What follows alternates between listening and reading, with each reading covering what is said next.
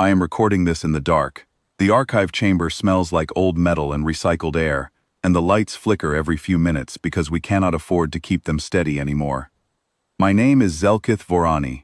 I was once the senior diplomatic liaison of the Thelkari Concord, a title that carried weight across 92 star systems.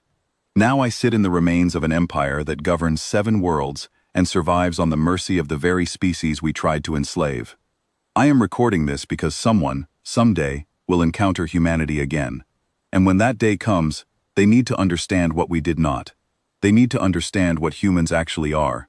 It began, as most disasters do, with arrogance. The Thelkari Concord had ruled its stretch of the galaxy for over 4,000 years. We were conquerors by nature and tradition.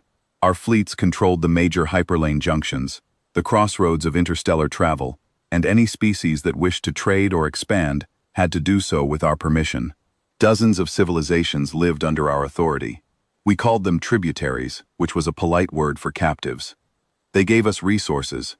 We gave them the privilege of continued existence. This arrangement had worked beautifully for millennia. Then humanity arrived. They appeared on the galactic stage roughly 40 standard years before the war, after building their own faster-than-light drives without any outside help. They established something called the Terran Systems Collective, a modest alliance of 16 colony worlds and a small defensive fleet. When our intelligence division first profiled them, the assessment was almost dismissive. Humans were physically unremarkable. They were not the strongest species we had encountered, nor the fastest, nor the longest lived. Their ships were functional, but showed no particular genius. Their territory was small, and positioned in a quiet corner of the outer spiral arm. On every measurable scale, they were ordinary. But we were thorough, so we studied their history. And this is where we made our fatal mistake, not in what we found, but in how we interpreted it. Human history is an open book. They keep records of everything, including their worst moments, and they make those records available to anyone who asks. We read thousands of years of their past, and what we saw was a species constantly at war with itself. They fought over land, over ideas, over religion, over pride, and sometimes over reasons so small that our analysts could not even identify them. Conflict was woven into every chapter of their story. But here is what caught our attention. Despite all that fighting, humans seemed to hate it. Their cities were filled with monuments to the fallen. Enormous walls carved with the names of the dead, eternal flames burning in memory of soldiers who never came home.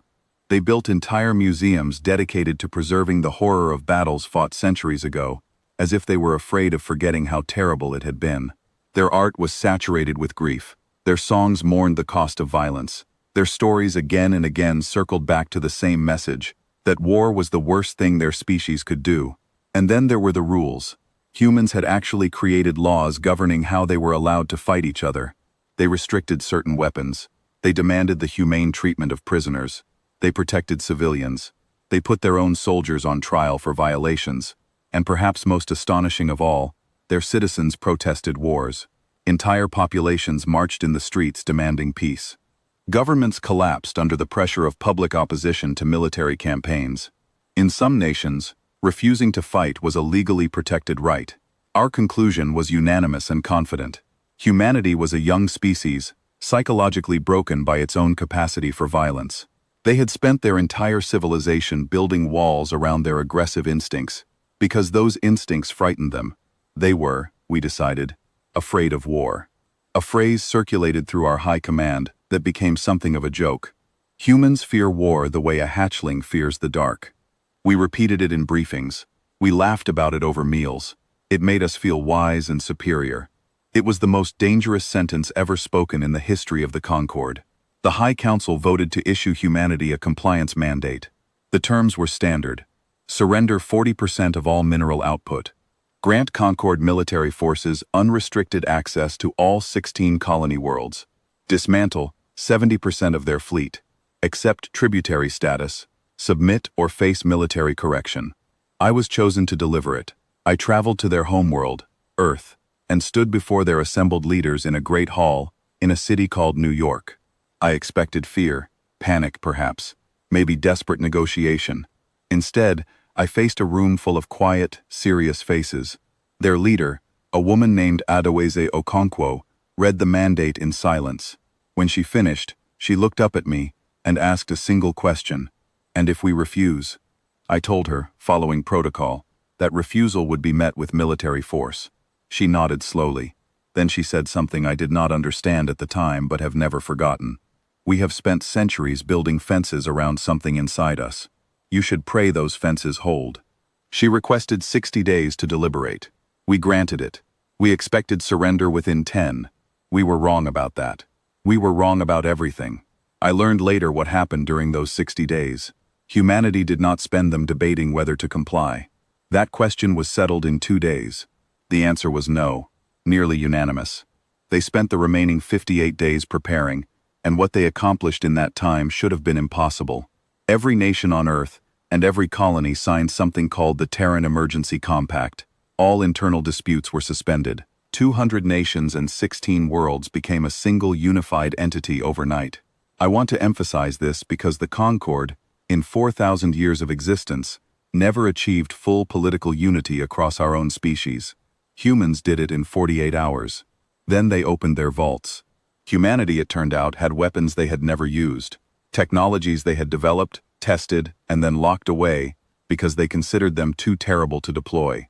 Antimatter warheads capable of cascading chain reactions, self-replicating weapons platforms that could multiply across a star system like a mechanical plague, kinetic impactors designed to be accelerated to near the speed of light, turning a simple metal rod into a planet killer, and something they called Prometheus-class payloads, the nature of which I still do not fully understand, except that they made stars die. They had built all of this, and then they had chosen not to use it. They had locked it away behind treaties and laws and moral agreements, because they were afraid of what it meant about them. And we had just told them that none of that mattered. We had told them to submit or be destroyed. We had made the locks irrelevant. There was no draft. They did not need one. Volunteers overwhelmed their recruitment centers. Old veterans came out of retirement. Scientists left their research to design weapons. Factories that had been building consumer goods were producing warships within a week. A species that had protested every war it had ever fought lined up to fight this one, and they wrote a single military doctrine for the entire campaign. It had a name: total annihilation. Not defense, not victory, annihilation. The stated objective was to inflict such comprehensive destruction on the Concord that it would cease to exist as a functioning civilization. It was not a plan to win a war. It was a blueprint for ending an empire.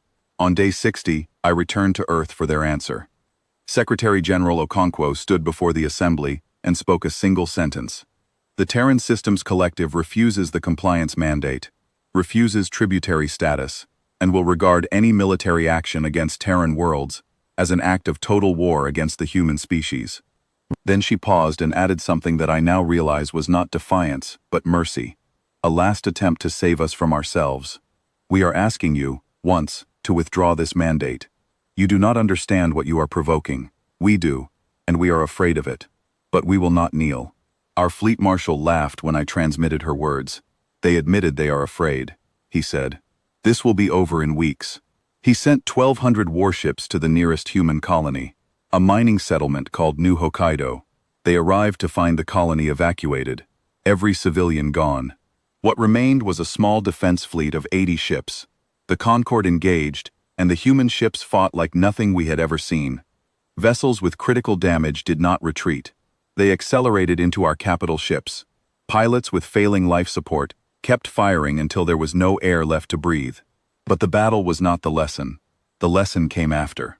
When our forces moved to occupy the colony, they discovered that every installation had been rigged with antimatter devices. The humans had destroyed their own colony rather than let us have it. We lost 200 ships in the detonation, and then 300 human warships that had not existed 60 days earlier dropped out of fold space and destroyed what remained of our fleet. We responded the way we always had, with more force. We sent 5,000 warships, the largest armada in Concord history. But humans did not fight the way we expected. They did not defend their territory. They bypassed our armada entirely and struck our supply lines, our shipyards, our fuel depots. Our grand fleet arrived in human space to find empty systems and automated weapons platforms. Meanwhile, human strike groups dismantled our war economy, piece by piece. And then something unprecedented happened. Our tributary species began to defect. Humanity offered them full sovereignty and mutual defense in exchange for breaking from the Concord. Within months, 12 species switched sides. Our empire was dissolving from the inside. It was during this period that I gained access to intercepted human communications, and what I heard changed my understanding of everything. I expected to find triumph in their voices, the satisfaction of a species unleashing its full power. Instead, I found grief. Commanders issued attack orders and then sat in silence. Soldiers wrote letters home describing what they had done with something close to horror. After one engagement that killed 10,000 Concord personnel, the human admiral in charge ordered 3 days of silence across her entire fleet. They mourned the people they were destroying. And that is when I finally understood. Humans do not fear war because they are weak. They fear war because they know, from thousands of years of bloody experience, exactly what they are capable of. Their monuments are not signs of fragility. They are containment protocols, their rules of engagement, their anti-war movements, their grief. All of it is one enormous system, designed to keep something caged. Something that, when released, operates on a scale that no other civilization in this galaxy has ever matched. We did not conquer a timid species. We broke the cage door off a predator that had spent its entire existence trying to domesticate itself. The end came when our high command, in desperation, deployed planet-killing weapons against 3 human colony worlds. 200 million human civilians died in a single day. What followed was silence. Complete silence from human space for 72 hours. No fleet movements. No communications. Nothing. When the silence broke, Secretary General Okonkwo appeared on every frequency in the galaxy. Her face showed no emotion at all. She read a short statement. "The Concord has killed our children. We fought within limits we set for ourselves. Not for the Concord's sake, but for our own. Those limits are rescinded." Then the Prometheus payloads were deployed. 3 Concord core systems, including our homeworld system, watched their stars collapse. Not explode, collapse. The stars folded inward, over the course of hours, pulling everything in their gravitational reach with them. Worlds, stations, fleets, billions of lives, all of it swallowed into darkness. I watched the sensor data from 11 light-years away. 3 ancient, stable stars simply went dark. The Concord surrendered 6 hours later. I visited Earth after the armistice, expecting to find a species celebrating its dominance. What I found instead was a civilization in mourning. They were building new memorials, not only for their own dead, but for ours. A monument in a city called Geneva listed the names of the 3 Concord systems that had been destroyed, alongside estimated civilian losses. They grieved for us. They grieved for what they had done to us. I met Secretary General Okonkwo one final time. She looked as though she had aged 20 years. I asked her how she could mourn an enemy she had just defeated. She looked at me with tired eyes and said, "They were never the enemy. The enemy is the thing inside us that did this. We defeated the Concord in 18 months. We will be fighting that enemy for the rest of our existence. The Prometheus payloads are being dismantled now. The self-replicating weapons platforms are being hunted down and deactivated by the same engineers who built them. New treaties are being written, new restrictions, new locks for the cage. Humanity is putting the monster back in its box, again, the way they always have, the way they always will, until someone is foolish enough to open it again. If you are hearing this recording, if your civilization has encountered humanity and is considering whether their kindness is weakness, if you see their restraint and think it means they cannot fight, if you look at their memorials and conclude they are too soft for war, I am begging you to reconsider. They built those memorials so they would never forget what they are capable of. We made them forget. Do not make our mistake.